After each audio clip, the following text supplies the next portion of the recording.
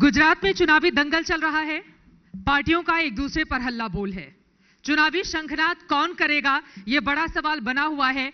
लेकिन अपने अपने स्पेशल रिपोर्ट के साथ जनता के बीच जाकर मतदाता का मन टटोलने की और वोट जीतने की कोशिश में पार्टियां लगातार लगी हुई हैं। क्या सब कुछ ब्लैक एंड व्हाइट है या वास्तव में यहां पर कुछ ग्रे भी है?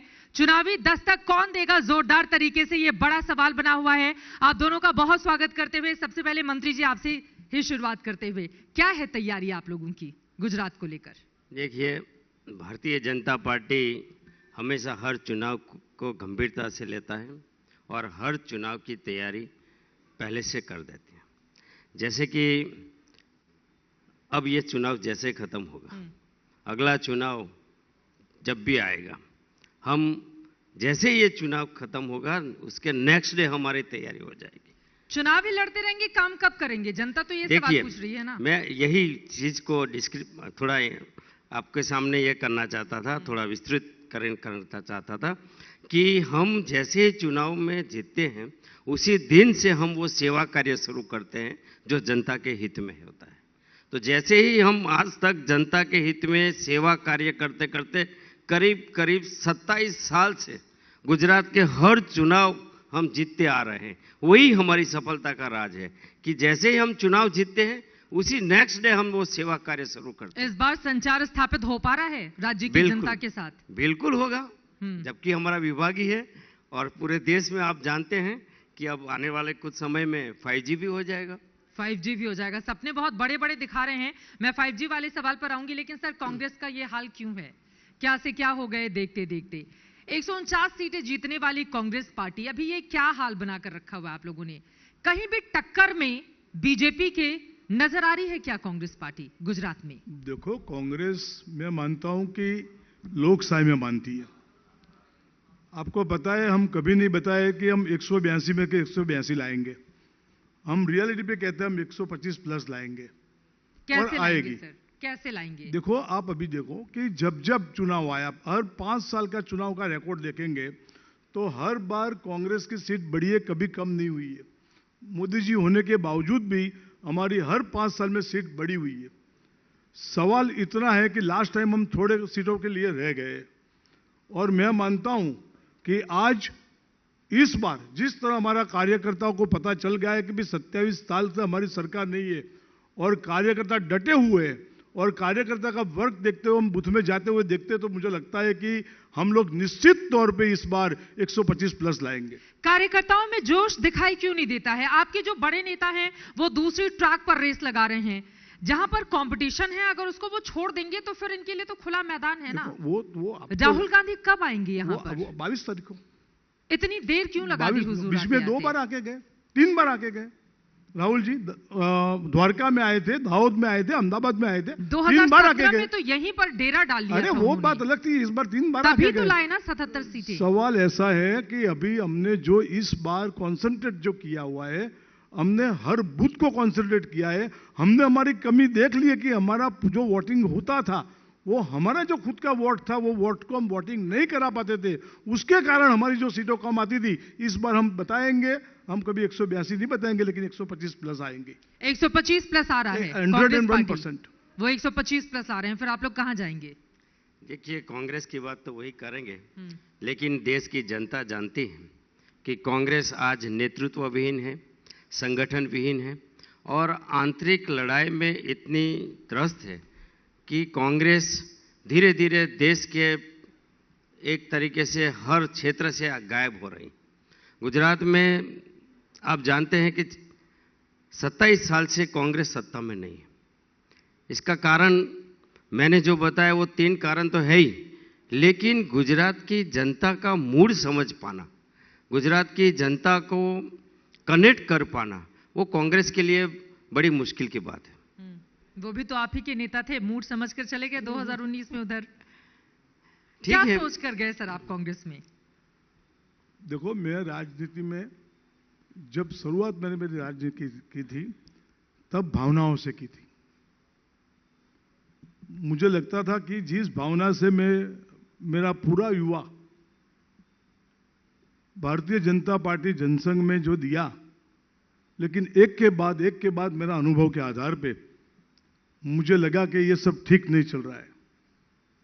जिस भावना से मैं जिस पार्टी से जुड़ा था, वो मुझे लगा कि मैं ये भावना मेरा जिंदगी मैंने मेरा युवा धन मैंने व्यर्थ कर दिया।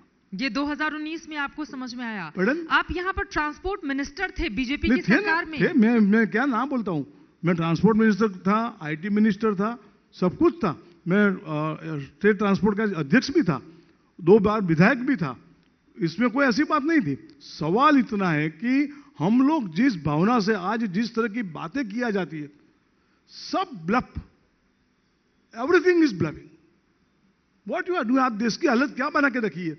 ठीक है, तो प्रचार चलता है, पैसा खर्चा होता है, अब आपका पूरा कंट्रोल देश पे सब एजेंसियों पे लगा हुआ है, लोग घबराते हैं, उसके हिसाब से बाहर नहीं आते। सिचुएशन क्या है देश की आज? आज इतनी महंगाई, इतनी बेरोजगारी, कोई बोलने वाले हैं? गुजरात की बात करो, बार बार लड़के बच्चियां मेहनत करती है, पेपर फूट जाता है, कोई बोलने वाला नहीं है। मोरबी का देखो आप, लट्ठाकांड का देखो आप, कोई बोलने वाला नहीं है। मैं बताऊं, गुजरात की प्रजा को इतना कमजोर मत समझो। 77 सीटें निर्माण करने वाली प्रजा है। पार्टी क्यों नहीं हल्ला बोलती है इनके खिलाफ? क्यों नहीं सड़क पर उतरते हैं? कौन हल्ला नहीं बोलते? नहीं सरकार ये मैं क्या बोल रहा हूं? ये मैं हल्ला ही बोल रहा हूं। ये तो इस मंच दुख पर होता है, बोल रहे हैं दुख बहन जी, इसमें ऐसा है, हमको दुख होता है। गुजरात की प्रजा आज जिस तरह सहन कर रही है, लोग घबराते हैं। एक व्यापारी आ नहीं सकते। हमको आज घाटलोड़िया में अगर ऑफिस करनी है ना, तो हमको ऑफिस नहीं मिल रही है। क्या बात करते हो आप? घाटलोदिया में कांग्रेस को ऑफिस देने के लिए जहां से मुख्यमंत्री जहां पर मुख्यमंत्री लड़ रहा है, जहां से विधायक हैं, वो जहां से विधायक हो, अमीबेन याग्निक को आपने मैदान में उतारा है। जो सीजे चावड़ा जी को जो चुनाव लड़ा था, किस तरह का उनको वहां पर ऑफिस मिला था? ये सिचुएशन क्या गुजरात दोनों तो रिकॉर्ड मतों से जीती है ना। घाटलोदिया सीट एक बार 1,10,000 से कांग्रेस को हराया, 1,17,000 से मुख्यमंत्री ने आपके उम्मीदवार को हरा दिया 17 में। आपको दूसरा बताऊं, घाटलोडिया में हमने अभी 5 बूथ ऐसा निकाले जो फ्लैट में नीचे अपनी ऑफिस में थे। आज तक किसी ने नहीं देखा था। 5 बूथ अर्जुन फ्लैट था, उसकी स्कीम वो मैं जानता हूं कौन है वो लड़का, वहां पर उनकी ऑफिस में से बूथ निकला और वहां वोटिंग होता है। क्या स्थिति होती थी?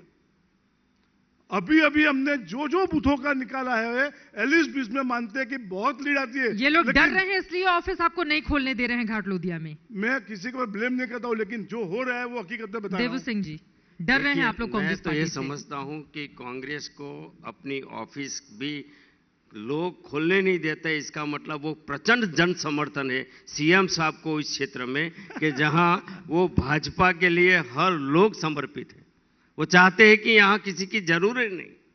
लोकतंत्र की ये जो बात कर रहे थे, कहां पर जाएंगी अगर ऑफिस नहीं खोलेंगे? अरे कहीं भी ऐसा कोई मनाही नहीं कर रहा है। आप जो बोल रहे हैं ना, उम्मीदवार हैं कांग्रेस की, वहां से उम्मीदवार है हमारे साथी विपल भाई, हम लास्ट में कंटेस्ट सामने किया था एक दूसरे के, हमारे प्रतिस्पर्धी रहे, लेकिन वो भी मुझे अच्छी तरह जानते हैं। ऐसी एक जगह भी नहीं है जहां भाजपा के डर से कोई ऑफिस ना खोल पा रहा हो। और ये क्षेत्र अगर सीएम का है तो मैं ये मानता हूं कि सीएम के साथ वो भावात्मक लोग के जो जुड़ाव है, इसी का कारण है कि वहां, बाकी कहीं कोई प्रॉब्लम ही नहीं है। कांग्रेस भी डर बता रही है आपका, आम आदमी पार्टी भी।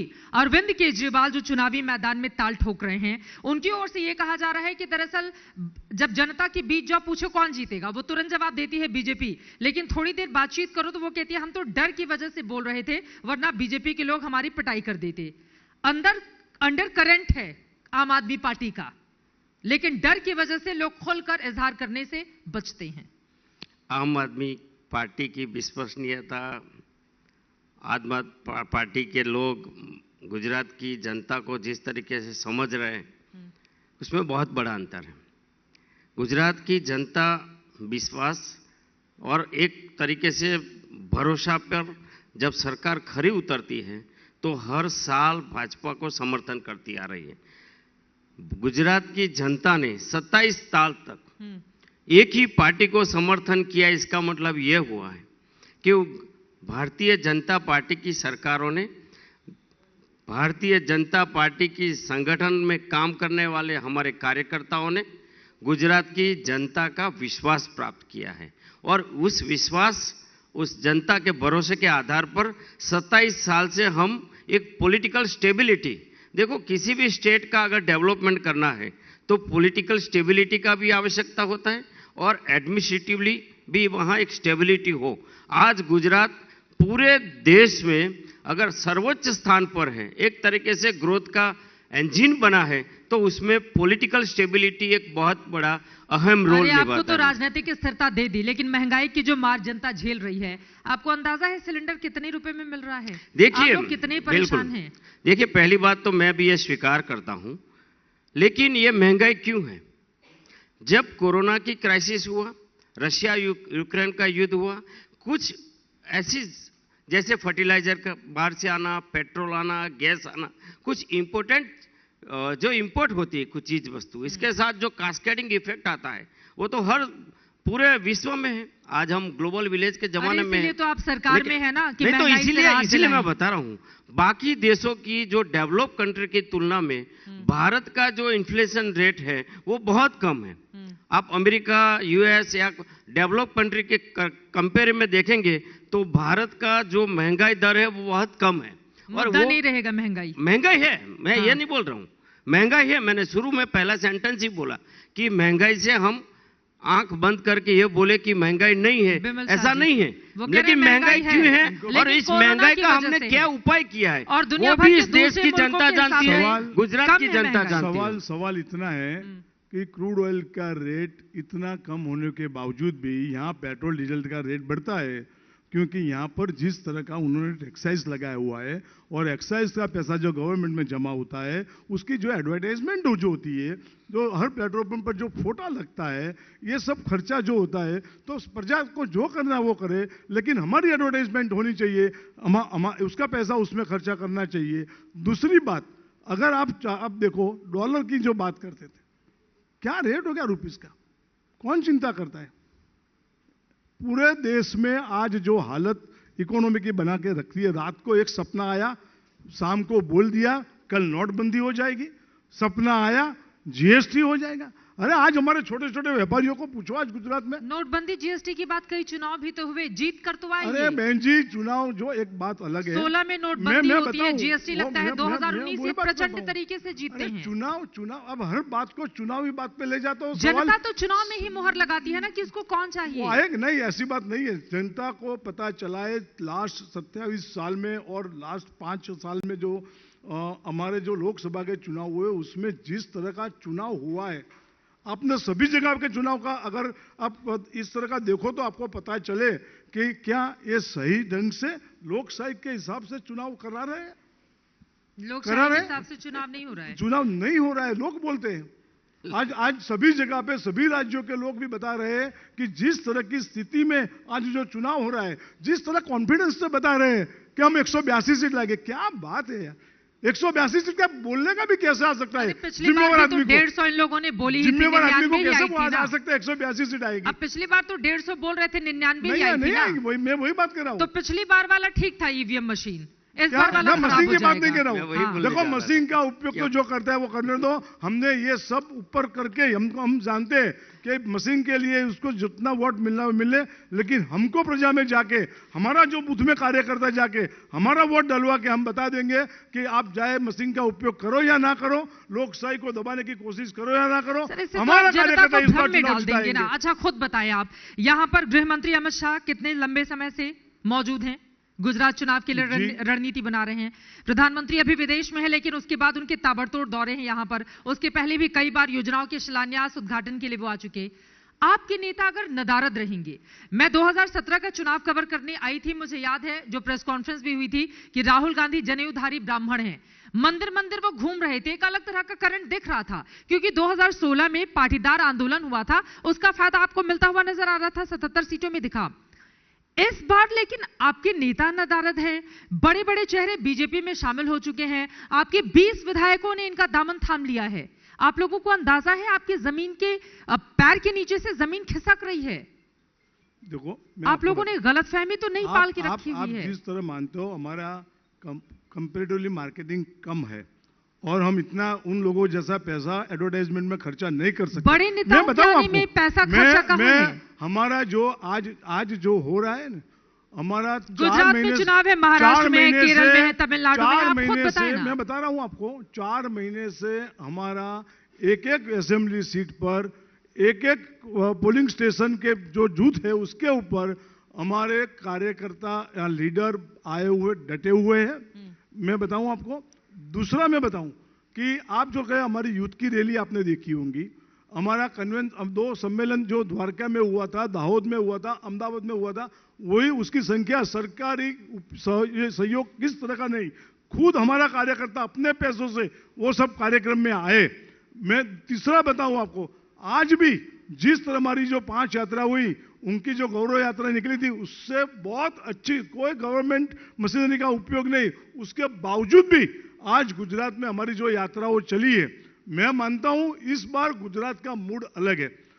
ठीक है, वो लोग कोशिश कर रहे हैं, येलो सैफरन हो या येलो कमल की बात करें या ग्रीन कमल की बात करें या अपने सैफरन कमल की बात करें, तीनों कमल इकट्ठे होकर अगर बात करें कि इस बार पंजाब को हरा नहीं सकेंगे। कौन है कमल? ग्रीन कमल कौन है? देखो आपको तो पहले सबको पता है, ग्रीन और कमल येलो कमल कौन है? आम आदमी पार्टी।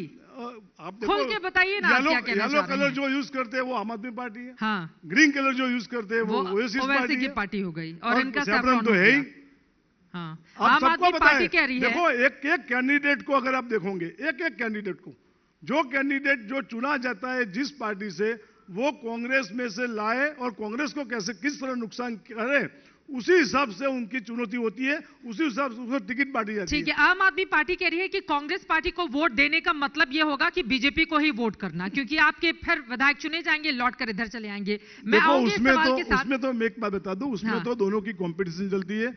मोदी जी अच्छा बोलेंगे या केजरीवाल जी अच्छा बोलेंगे, एक दूसरे पे तो दोनों अच्छा बोलना अच्छी बात है या बुरी बात है? अच्छा बोले एक दूसरे के सामने कैसे बोल सकते हैं? हाँ। अपने आप को दोनों को सबको पता चल गया है कि वो मोदी से भी ज्यादा झूठ बोल सकता है, और मोदी भी जानता है कि ये उनसे भी झूठ ज्यादा बोल सकता है। उन्हीं पर तो जनता भरोसा कर रही है ना। देखिए, मोदी जी को 2 बार देश के लिए चुन लिया, ग्रेजुअली जनता को पता चल गया। पंजाब से भी हटा दिया। बताया कि गुजरात की प्रजा ने नवनिर्माण आंदोलन किया है। गुजरात की प्रजा को नमाली मत समझो, ये गुजरातियों को नमाली मत समझो। गुजराती आर ऑलवेज एंटरप्रेन्योर्स, पूरे दुनिया में गुजराती है, और गुजराती को पता है कब टाइम पे क्या करने का है। और आप इस चुनाव में आपको बताएंगे गुजराती कि हम लोग गुजरातियों क्या कर सकते हैं। इनके पास मोदी है, आपके पास क्या है? इस सवाल के साथ मैं आऊंगी, लेकिन देबू सिंह जी, उसके पहले बीजेपी को ये क्या हो जाता है? आपसे थोड़ी देर पहले यहां पर असदुद्दीन ओवैसी थे, उनकी ओर से कहा गया है कि जब भी चुनाव आते हैं, हिंदू मुसलमान का मामला, खेड़ा में जो मुस्लिम युवकों की पिटाई हुई, उसका मुद्दा वो उठा कर गए हैं। आप वहां के सांसद हैं, आपके एक विधायक के ऊपर गंभीर आरोप लगे थे, क्यों कुछ नहीं हुआ? किसी के खिलाफ मजबूत कार्रवाई करती हुई भारतीय जनता पार्टी की सरकार नजर क्यों नहीं आई? इसका मतलब यह हुआ कि ओवैसी जी ये चाहते हैं कि जो मुस्लिम युवकों ने जो हिंदू धर्म का जो हमारा फेस्टिवल चल रहा था, उस पर पत्थर मारा किया, उस पर पथराव किया, क्या वो सही है? ओवैसी ये चाहते थे, उस पर एक्शन ना लिया जाए। वो कहने गलत तरीकों से युवकों को फंसाया गया है। नहीं तो गलत तरीके से युवकों को फंसा गया, ऐसा अगर वो बता रहे हैं, क्या आज तक गुजरात में ऐसी कोई घटना बनी कि जब हमारा नवरात्रि फेस्टिवल हो और उसमें मुस्लिम युवकों को कहीं पथराव करने के बाद या पथराव किया है, ऐसी कोई घटना बनी? कहीं नहीं बनी। पहली बार ये केवल तुष्टीकरण कारण और जो एपिचमेंट की राजनीति आज तक इस देश में चली है, इसी के चलती ये हिम्मत हुई है इस देश में, इस गुजरात में, कि ऐसे युवकों ने हमारे नवरात्र में जो हमारा सबसे अच्छा मतलब एक तरीके से मास का एक मूवमेंट रहता है, मास डांस का प्रोग्राम रहता है, भक्ति का, आद्यशक्ति का जो ये हमारा पर्व है, उस पर्व में आज तक गुजरात में ऐसी कभी नहीं बना। और पहली बार अगर मुस्लिम युवकों ने पथराव किया है तो उनको सजा न मिले, ऐसे ओवैसी चाहते हैं। अपीजमेंट की पॉलिटिक्स कौन कर रहा है? 8 सालों से ज्यादा वक्त हो गया दिल्ली में आपकी सरकार है, 27 साल से ज्यादा हो गया यहां पर आपकी सरकार है, कौन कर रहा है ये पॉलिटिक्स? देखिए, अपीजमेंट की राजनीति जिन्होंने की है आज वो सत्ता से बाहर है, फिर भी उनको पता है कि जब तक हम वही पोलराइजेशन वाली पॉलिटिक्स फिर से नहीं करेंगे, आज जो उनकी ताकत है वो ताकत धीरे धीरे कम होती है, लेकिन तभी ताकत बढ़ सकती है जब वो पोलराइज करें। हाँ। जब ऐसी घटना को देश विदेश में, ये भारत की सम्मान तो कम होता ही है, लेकिन उनकी राजनीतिक फायदा के लिए ये लोग ऐसी घटना को बढ़ा चढ़ा के देश के सामने रखते हैं। क्या गुजरात इतने सालों से शांत है? करीब करीब 25 साल 27 साल से गुजरात में जो डेवलपमेंट हुआ है उसके पीछे ये गुजरात शांत सलामत है। आज गुजरात इतना डेवलप है, आज देश के हर कोने से लोग यहाँ रोजगार के लिए आते हैं। यहाँ तक कि यहाँ के जो प्रशासन के कई अधिकारी हैं जो रिटायर्ड होने के बाद भी एक तरीके से गुजरात में रहना चाहते हैं। जैसे एक, मैं तो ये समझता हूं कि यहाँ से कोई विदेश में जाके अपना परिवार के साथ बस जाता है, वैसे ही गुजरात में देश के कई कोने से आते हुए लोग अपना घर बनाते हैं और गुजरात में डेवलप और पीसफुल गुजरात है। इसके कारण एफडीआई भी है, मैन्युफैक्चरिंग भी है, एक्सपोर्ट्स भी है, एग्रीकल्चर भी है, सोशल सर्विस भी यहाँ इतनी अच्छी है। गुजरात मॉडल पर देश की जनता को भी बीजेपी ने अपने पक्ष में कर लिया। गुजरात मॉडल इतना सशक्त है तो पूरी की पूरी कैबिनेट मुख्यमंत्री के साथ क्यों बदलनी पड़ गई? देखिए, हर चुनाव में हम ये चाहते हैं कि हमारी नई पीढ़ी, राजनीतिक कार्यकर्ताओं की एक नई पीढ़ी तैयार हो, वो चाहे एडमिनिस्ट्रेटिवली तैयार हो, पॉलिटिकली तैयार हो। मुख्यमंत्री तो आपसे ज्यादा उम्र के होंगे ना, नई पीढ़ी तैयार हो। पीढ़ी की बात मतलब एक नए लोग आए, अपना दायित्व संभालने के लिए नए लोग आए।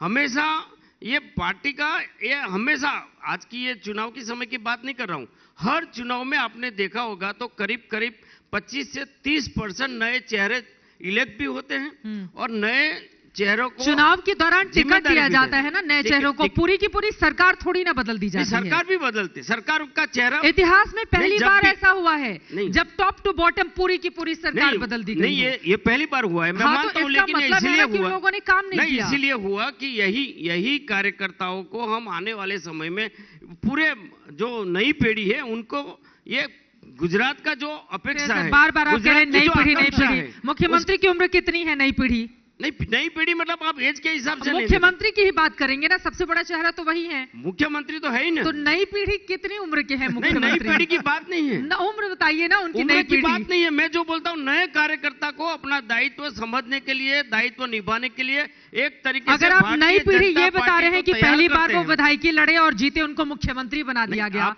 नई नवेली उन्हीं की सीट घाटलोदिया जो 2008 में अस्तित्व में आई, 12 में पहली बार चुनाव हुए, यही है नई पीढ़ी। नई पीढ़ी पहली बार वो चुनाव लड़े मुख्यमंत्री और इस वजह से उनको दे दो जिम्मेदारी। करीब 20-25 सालों से वो गुजरात में अहमदाबाद जैसे एक स्मार्ट सिटी, अद्यतन शहर जिसने बनाया है, उसमें वो कई ऐसे स्थान पे रहे हैं जिन्होंने एक तरीके से परफॉर्मेंस किया है।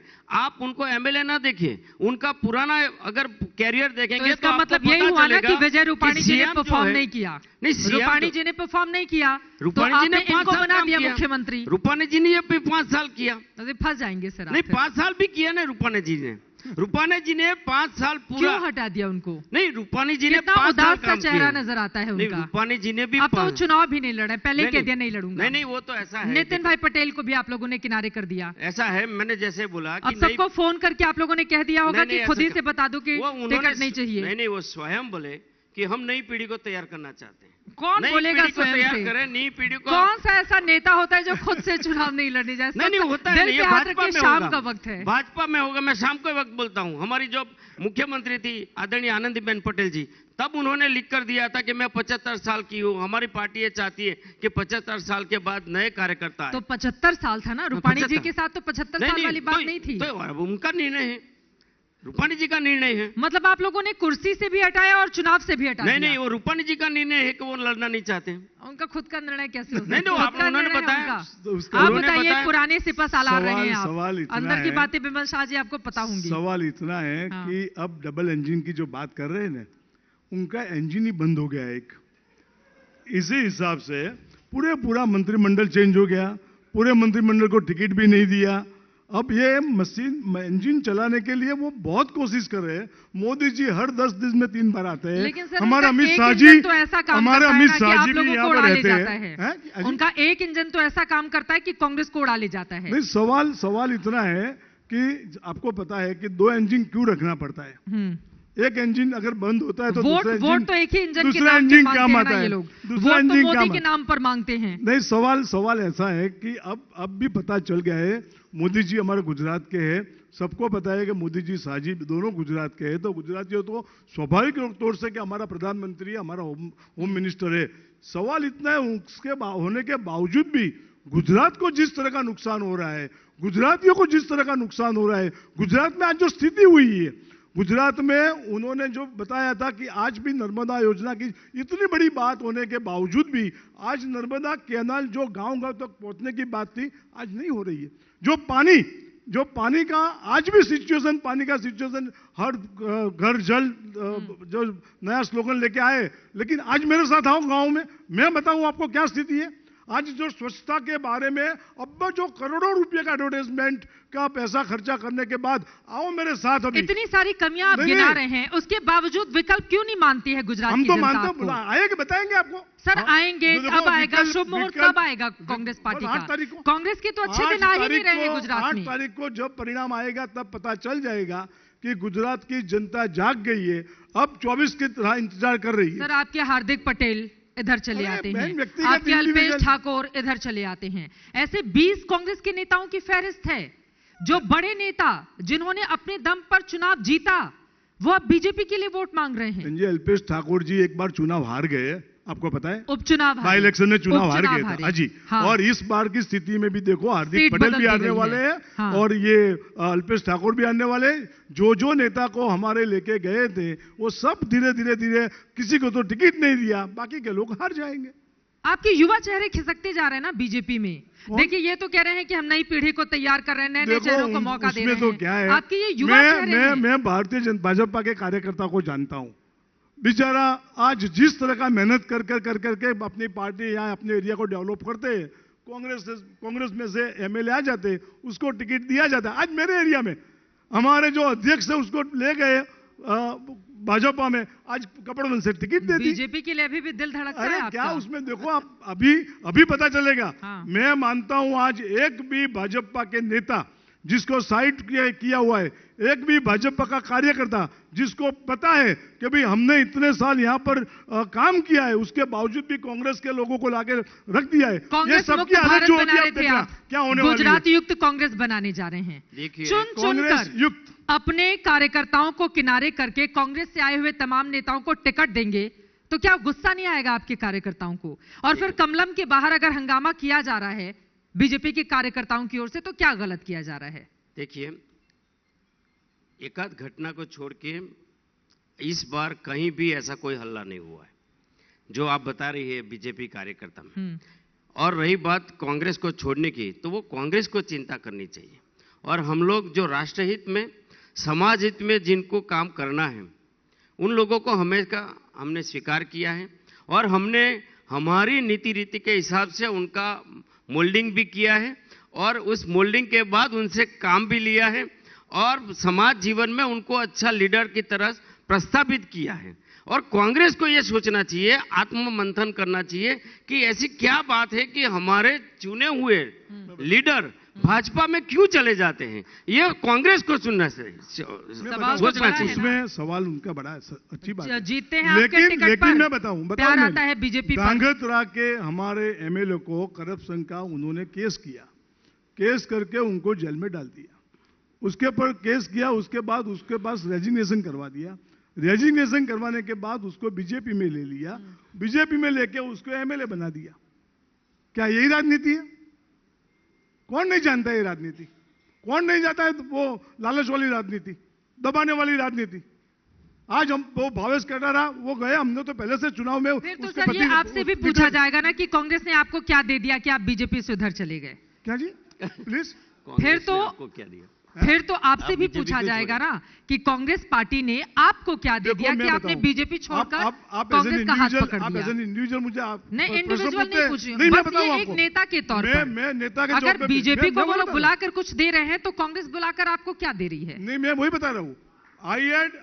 I had personally take the decision that I have to work in the politics, और गुजरात में 2 पार्टी पॉलिटिक्स ही है, और बीजेपी का जो मेरा एक्सपीरियंस रहा, इससे कारण मैंने तय कर दिया कि मुझे बीजेपी में नहीं रहना है, और उसके कारण मैं कांग्रेस में काम करता हूं। और तो वही चीजें कांग्रेस के बाकी लोग तय कर रहे हैं, उनको नहीं रहना कांग्रेस के साथ, उनको अपना बेहतर फ्यूचर नहीं नजर आ रहा है कांग्रेस पार्टी में, तो वो लोग आगे बीजेपी में।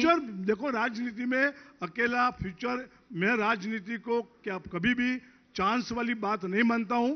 मैं राजनीति को कैरियर बना के आया हूं। कैरियर ऑलवेज जिगजैग होती है, मैं राजनीति को कैरियर मानता हूं। राजनीति ऑलवेज जिगजैग होती है, कभी आप हारते हो, कभी आप जीतते हो। सर, इनके पास तो मोदी है ना। हम लोग राजनीति को, हाँ ठीक है, जो लोग ऐसा चुंबकीय चेहरा है कि गुजरात की पूरी सीटें उन्हीं के नाम पर। आप सोचिए, पाटीदार आंदोलन, ऐसा लग रहा था कि बीजेपी के लिए कितनी मुश्किल हो जाएगी। अरे बीजेपी भले 99 पर आकर रुक गई हो, लेकिन आप लोग तो 77 पर ही रह गए ना, जब इतनी खिलाफत थी बीजेपी के को लेकर। अभी तो वैसी स्थिति किसी बड़े आंदोलन को लेकर नहीं। 77 को आप कम मानते हो? 77 अच्छी परिस्थिति है। जो स्थिति में आप ग्रेजुअली देखो, 30 सालों में आपका वो सबसे बेहतर प्रदर्शन है। हमारा ग्राफ देखो, हर 5 साल चुनाव होने के बाद इतना प्रेशर होने के बावजूद भी हमारी सीटों हर बार बढ़ती है। कांग्रेस को सब लोग गालियां बोलने के बावजूद भी कांग्रेस की सीट बढ़ती है। इस जो रीजन आप कुछ भी बताओ, इतनी तो नहीं बढ़ जाती ना कि इनको सत्ता से बेदखल कर दें आप। सबसे बढ़ेगी। हाँ। आप देखो, फर्स्ट टाइम कांग्रेस में आपने देखा होगा कि हमने जो कैंडिडेट डिक्लेयर कर दिया है, वो कैंडिडेट अपना काम पहले से, लास्ट मिनट तक 182 सीटों का पहले अनाउंस नहीं होता था। आप इस बार देखे होंगे आपने कि हर सीटों पर जहां पर हम लोग नहीं जीते थे, करीबन 40 साल से नहीं जीते, 27 साल से नहीं जीते थे, वो सीट हमने डिक्लेयर कर दी। वहां के हमारे जो कार्यकर्ता है, और हमने कार्यकर्ता को टिकट दी, और कार्यकर्ता काम करने लगे, अपने अपने विस्तार में लगे हुए हैं। और सबको पता था कि हमारी कॉन्स्टिट्यूंसी में हम लोग क्यों इतने ज्यादा वोटों से हारते थे, क्योंकि हारने का रीजन वही था कि हम खुद हमारा वोट नहीं डलवा सकते। तो हमने वो लोगों ने स्टार्ट कर दिया। प्रधानमंत्री कांग्रेस की तारीफ कर रहे हैं ना, ये कहते हुए कि कांग्रेस का जो कार्यकर्ता है वो जमीनी स्तर पर लगा हुआ है, वो ना प्रेस कॉन्फ्रेंस करता है ना कहीं जाता है, वो तो तारीफ कर रहे हैं कांग्रेस छोड़ना एक ही कारण है, कांग्रेस को कार्यकर्ता को मैंने देखा है काम करते। अब तो पीएम भी तारीफ कर रहे हैं कांग्रेस की कि उनका कार्यकर्ता जमीन से जुड़ा हुआ है, मेहनत कर रहा है, उसको हल्के में मत रखना। प्रधानमंत्री, वो तो वही बात है ना, हाँ। करता ही ये काम। और मैं मानता हूं कि कांग्रेस के कार्यकर्ताओं के हिसाब से ही कांग्रेस चलने वाली है। आज जो कांग्रेस चलती है, कांग्रेस के कार्यकर्ताओं के हिसाब से ही चलती है, और कांग्रेस के कार्यकर्ता ही परिणाम लाएंगे। सर, आप लोग भी बड़े स्मार्टली बयान देते हैं। देखिए, ये कांग्रेस की तारीफ करने के पीछे की जो पॉलिटिक्स है उसको समझाना बड़ा जरूरी है। कांग्रेस पार्टी अगर बीजेपी विरोधी वोट नहीं ले जा पाएगी, और वो विरोधी वोट आम आदमी पार्टी जो कि आक्रामक तरीके से चुनावी मैदान में है, तो फिर वो जीत जाएगी, आपका खेल बिगाड़ देगी। इसलिए कांग्रेस की भी तारीफ करते रहो, जनता को कंफ्यूज किए रहो। ऐसी कोई बात नहीं है, ताकि वोट बटा रहे, थोड़ा इधर जाए थोड़ा उधर जाए, और बीजेपी उसमें बाजी मार जाए। नहीं, ऐसी कोई बात नहीं है। लेकिन जो मुस्कुरा रहे हैं सर आप, भाई साहब ने बताया कि हमारा ग्रोथ हो रहा है, इसीलिए मैं मुस्कुरा था कि उम्मीदों पे दुनिया कायम होती है। उम्मीद तो है, लेकिन आप जो बता रही हैं कि किसी की डर के कारण हम कंफ्यूज कर रहे हैं, हम किसी को कंफ्यूज नहीं कर रहे हैं। हम एकदम स्पष्ट हैं। 27 साल से गुजरात की जनता ने भारतीय जनता पार्टी के विकास कार्यों को समर्थन किया है। भारतीय जनता पार्टी को जिस तरीके से उन्होंने भरोसा दिलाया है हर चुनाव में, ये असेंबली का चुनाव नहीं, स्थानिक स्वराज्य का चुनाव हो, लोकसभा चुनाव हो, हर चुनाव में गुजरात और भाजपा एक दूसरे के पर्याय बने हैं। गुजरात मतलब भाजपा और भाजपा मतलब गुजरात। ये एक माहौल इस देश ने देखा है, और इस देश में जब ये चुनाव आ रहा है, तब आने वाले समय में हम तमाम रिकॉर्ड ब्रेक करके, सबसे आज तक का तमाम रिकॉर्ड भारतीय जनता पार्टी तोड़ के पूर्ण बहुमत की सरकार इस स्टेट में आने वाली है। यह हमारा संपूर्ण भरोसा है। पुराने रिकॉर्ड तोड़ देगी बीजेपी। पुराना संपूर्ण रिकॉर्ड तोड़ देगी। क्या कर दिया है ऐसा कमाल की बीजेपी? कमाल ये किया है कि हमारे पास वैश्विक नेता है। हमारी पास डबल कब इंजन तक की मोदी जी के नाम पर, मतलब आप लोग अपना काम बताते ही नहीं। नहीं, एक नेता मिल गया, उसी के नाम पर वोट पाते रहो, अपना काम नहीं बताओ। पॉलिटिक्स में चेहरा तो होता है ना, हाँ। नेता होता है, नेतृत्व के साथ पार्टी का संगठन अपना होता भी है, काम पार्टी की बताएंगे नहीं आइडियोलॉजी करेंगे। होती है, पार्टी का विकास कार्य होता है, अपना काम सरकार बताएंगे नहीं कुल बताएंगे। मिला के इन टोटो होता है। लेकिन मैंने राज्य सरकार ने बीते 5 सालों में क्या किया, बताएंगे नहीं बताएंगे आप लोग। मैंने एक ही सेंटेंस बोला है, मैं हर चीज को जोड़ रहा हूं कि पार्टी की संगठन शक्ति होती है, सरकार के विकास कार्य होती है, जनता के साथ जो कार्यकर्ता का लगाव है, जनता के लिए जो लोक कल्याण, गरीब कल्याण की जो योजनाएं हमने घर तक पहुंचाई हैं, विकास कार्य, इंफ्रास्ट्रक्चर है, और एक होता है पार्टी का नेता का एक भरोसा। आज एक हमारे पास ऐसा नेता है जिसमें विश्व लोहा मानती है, जिनके अभिप्राय पे दुनिया के लोग ये सोचने पे अरे सारा काम उन्हीं से करवाएंगे, कुछ काम आप लोग भी करेंगे। नहीं, नेता तो होता है ना, नेता तो होता है ना पार्टी का। हम काम किए हैं ना, तभी तो 27 साल से हैं। हम केवल मोदी के नाम पर वोट मोदी मांगते के हैं नाम पर क्यों ना वोट मांगे? वोट मांगने में नहीं, बचते मोदी हैं जी आप के लोग। नाम पर आप क्यों बता वोट नहीं रहे 5 सालों में क्या किया राज्य वो भी सरकार ने। बताएंगे ना, वो भी बताएंगे, हम बता रहे हैं, एक अकाउंटेबिलिटी बताइए होता है। क्या किया है। देखो 5 साल में इस गुजरात में भारतीय जनता पार्टी की सरकार ने सबसे पहले गुजरात में जो इंफ्रास्ट्रक्चर बनाया है, आज गुजरात में जो वाइब्रेंट गुजरात के बाद डेवलपमेंट हुआ है, सबसे ज्यादा फॉरेन डायरेक्ट इन्वेस्टमेंट अगर कहीं भी आता है तो गुजरात में आता है। गुजरात में सोशल सर्विस, ये 108 की सेवा गांव तक जाती है 12 मिनट में। पहले कभी किसी राज्य मोदी जी के कार्यकाल का आप गिना रहे हैं ना, की बात नहीं कर रहा हूं। वाइब्रेंट गुजरात तभी का है, इंफ्रास्ट्रक्चर तभी सड़कें बन गई थी। आपने क्या किया? हॉस्पिटल यहाँ है, हमारे पास एशिया की सबसे अच्छी सिविल हॉस्पिटल है, हमारे पास आधुनिक सेवाएं के साथ साथ टेक्नोलॉजी के साथ जो नई पीढ़ी की आवश्यकता है उसका हर क्षेत्र में, चाहे मेडिकल हो, इंजीनियरिंग हो, एजुकेशन में भी हमने जो इंफ्रास्ट्रक्चर बनाया है। लेकिन यही गुजरात के लड़के बाहर जाते थे, आज गुजरात में सारे देश के दुनिया के कामकाज अपना। और देखिए उनके पास मोदी हैं, मोदी है तो आपके पास तो नहीं है ना, तो क्या करेंगे? मैं बताऊं आपको कि जिस तरह की हमारा मित्र देवसी जी जो बात कर रहे हैं, उनको पता है कि मोरबी का ब्रिज कैसे टूटा, उनको पता है कोरोना में क्या हालत, लोग को ऑक्सीजन के बिना कैसे लोग रास्ते पे मर गए। सबको पता है कि आज जो स्थिति में उन्होंने वेंटिलेटर के बारे में जो हुआ था वो सब देख रहे थे। गुजरात में आज कॉन्ट्रैक्ट पद्धति के कारण ये बच्चे, लड़का लड़कियां, जिस तरह का एक्सप्लॉयटेशन हो रहा है, उन्होंने रिजर्वेशन के कोटे का फायदा ना मिले उसके कारण, और 14 घंटा काम करो 9,000 रुपये आपको पगार मिले, इस तरह का कॉन्ट्रैक्ट सिस्टम जो उन्होंने जो किया है 5 साल में, उन्होंने जो 5 साल में जो स्थिति गुजरात में खड़ी की है, बेरोजगारी की हो। आज मैंने देखा था कि सरकारी कर्मचारियों का एक लिस्ट आया था कि अलग अलग एजुटेशन जिस तरह का हो रहा था, मैं देख रहा था कि करीबन 20-22 अलग अलग संस्थाएं, अलग अलग लोग एजुटेशन कर रहे थे। मैंने गिना उसकी संख्या तो 30 लाख लोग, परिवार, 30 लाख परिवार अलग अलग आंदोलन कर रहे थे। आपको शायद पता हो या पता नहीं हो, मुझे पता नहीं, लेकिन लास्ट टाइम का चुनाव में हमारे और बीजेपी के बीच में डिफरेंस सिर्फ 24 लाख वोट का था। 30 लाख परिवार उनके सामने आंदोलन कर रहे थे। आज भी एक्सपोर्टेशन जो जिस तरह का 24 लाख नहीं होता है ना, 24 लाख बहुत बड़ा मार्जिन होता है। नहीं, एक वोट पर सरकार बन और बिगड़ जाती है। 30 लाख लोग एजिटेशन कर रहे हैं। हाँ। तो आप आर्मी के देखिए, देखो, लोग मानते हैं महंगाई है, मर गया वहां पर बैठा हुआ कोई भी शख्स नहीं कहेगा कि महंगाई नहीं है। लोग मानते हैं बेरोजगारी है, लोग मानते हैं परेशानी, लेकिन घूम फिर कर आकर कहते हैं कि भैया यही इन्हीं को देंगे वोट। तो आप लोग वो भरोसा नहीं कायम कर पा रहे हैं ना। कौन मना करेगा? 1200 रुपए में सिलेंडर मिल रहा है। मैंने रिपोर्टिंग की है, मैं वडनगर गई थी, मैं मुख्यमंत्री के इलाके में होकर आई हूं। सब लोग मान रहे हैं कि 1200 रुपए में सिलेंडर मिल रहा है, लेकिन उसको आप लोग भुना पाने में नाकाम साबित हो रहे हैं। वो कहते हैं महंगाई है, बेरोजगारी है, दिक्कत है, परेशानी है, अस्पताल नहीं है, ये नहीं वो नहीं है, फिर भी बीजेपी को वोट डालेंगे क्योंकि मोदी है उधर। क्या है काट इसका? बहन जी, मैं आपको बताऊं कि बहन जी, ऊपर से आप आगे बढ़ोगे तो नीचे गिर जाओगे, फिर भी आप आगे बढ़ो तो हम क्या कर सकते हैं? सवाल इतना है, अब गुजरात को आप नहीं जानते बहन जी, मैं गुजरातियों को बच्ची तरह मैंने पूरा जिंदगी यहाँ पर बिताया हुआ है और हमने युवाओं के लिए बहुत काम किया है। इस बार आप देखना, हर युवा वर्ग जिसको सबको पता है कि हमको बेरोजगारी में हम लोग जिस तरह जी रहे हैं, यहाँ ड्रग देखो, यहाँ दारू देखो, कितना ड्रग पकड़ा गया। हम पकड़ते हैं ड्रग, अरे क्या पकड़ते हो ड्रग? ड्रग क्यों है इतना आया? पंजाब बनाना चाहते हो आप गुजरात को?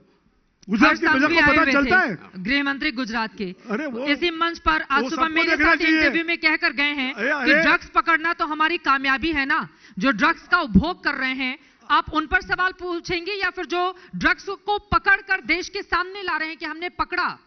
वो तो ये तो कामयाबी हुई ना सरकार वो की तो फिर। कंपल्सन उनके लिए हो गया। आज सबको पता है कि अगर पान की दुकान पे जाओ तो ड्रग लेने के लिए उसका जो वो क्या बोलते हैं उसका पिन आता है वो वहां मिलता है, बिकता है। यहाँ पर क्या बोलता है, पॉट।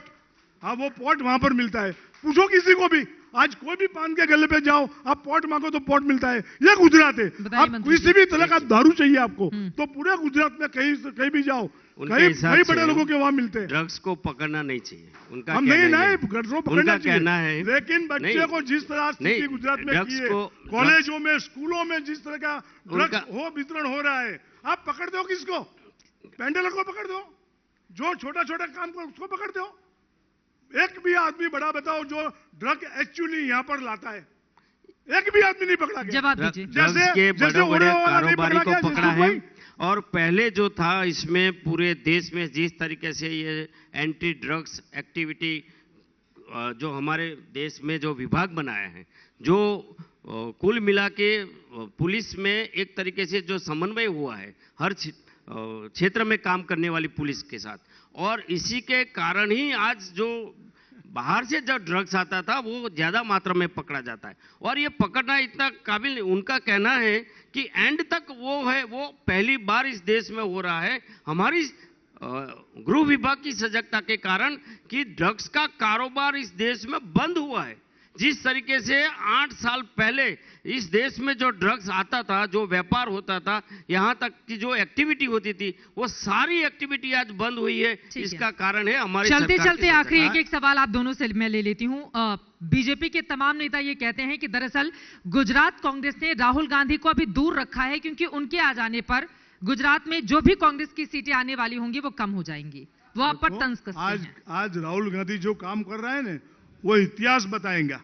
जिस तरह का भारत जोड़ने का काम जो जिस तरह का, पब्लिक भी उनके साथ देखो 2-3 लाख लोग साथ में चलते हैं। मैं इतना बताऊं, भारत जोड़ो कार्यक्रम चल रहा है, कांग्रेस भारत जोड़ो कार्यक्रम, इसलिए अभी हमने बताया कि वो गुजरात इसलिए नहीं आता। उन्होंने बताया ये कार्यक्रम हमारा पॉलिटिकल कार्यक्रम नहीं है, ये सही ढंग से गुजरात देश में भारत जोड़ने की आवश्यकता है। जिस तरह देश में आज जो बात हो रही है, इसमें राहुल जी ने अपने खुद एक तो बताओ लीडर कि रोज का 25 किलोमीटर चले। आज 1 महीना हो गया, 1000 किलोमीटर से ज्यादा किलोमीटर उन्होंने चल के बताया।